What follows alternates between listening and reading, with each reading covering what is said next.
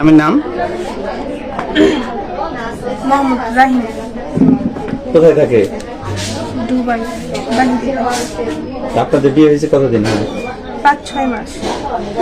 আজকে যে ছেলেটার সাথে ঘটনা, সে সাথে পরিচয় কিভাবে, কি হয় আপনার? এমনি কিছু হয় না। পরিচয় হলো কিভাবে? পরিচয় আপনার ফেসবুক থেকে হয়েছিল। পরে এমনি ও আমার চিনে, আমার এক ভাইয়ের ফ্রেন্ড নাই কিরকম হয়, পরে আমার চিনছে। পরে অমনি 5-6 দিন কথা বলছি। পরে আমার বলছে যে মানে গারোডুবার ওইদিকেই কোন একটা জায়গার নাম বলো, ওর নানি বাড়ি। পরে আমার বলছে ওদিকে যাবো, তাইলে দেখিরও একদিন।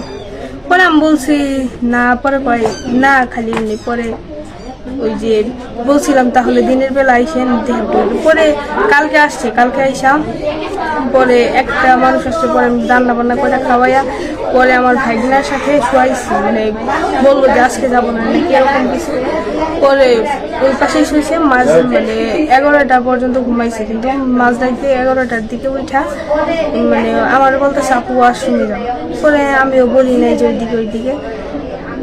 পরে যে ওই ওয়াশরুমে যাইয়া মানে যতটুকু টাইম লাগছেই আমি অমনি বসেছিলাম। পরে যখন শেষ হয়েছে যাওয়ার সময় দেখে, মানে দরজা যখন খুলে তখন দেখে আটকে নাকি। পরে আমি ভাবলাম যে কি নাকি জাঙ্গালা যে বের হয়ে একটু দরজাটা খুলে তখন বাহিরে যাই। পরে ওই জাঙ্গালা খুলতে যায় মানে পড়ে গেছে গা, মানে সবাই করে ধরছে যে কি নাকি কিসের জন্য। পরে অনেক মারধর করা হয়েছে। আমার জিজ্ঞেস মানে সুযোগই দেয় না ভালো করে কথা বলার। এখন ওই দিক দিয়ে ওরও কোনো দোষ নাই, আমারও না। পরে আমি বললাম তাহলে কি বলবো। পরে এই যে খালাতো ভাই বইলাম আর কি করছি। পরে আমার ফ্যামিলি দেখা আইনা তারপরে যে এগুলা কথাবার্তা হয়েছে। আমার লাবণী ফোন দিয়ে নিয়েছে, খালাতো ভাই হিসেবে পরিচয় করে দিয়ে পরে এখানে নিয়েছে।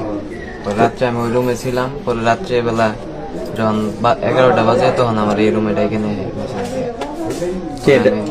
লাবণী। পরে আমি এই রুমে আসি। পরে আসার পরে এখানে বইয়া থেকে কতক্ষণ কথাবার্তা বলছি। পরে এলাকার যে আশেপাশে লোকজন আছে তারা লাইট নিয়ে আইসা দরজার মধ্যে আটকে ধরছে।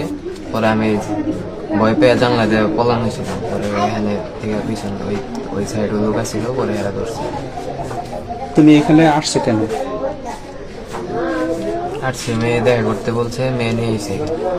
কে লাবণী? হ্যাঁ। ওর সাথে তোমার পরিচয় কিভাবে? পরিচয় ফেসবুক থেকে। কতদিন হয়? 5 দিন।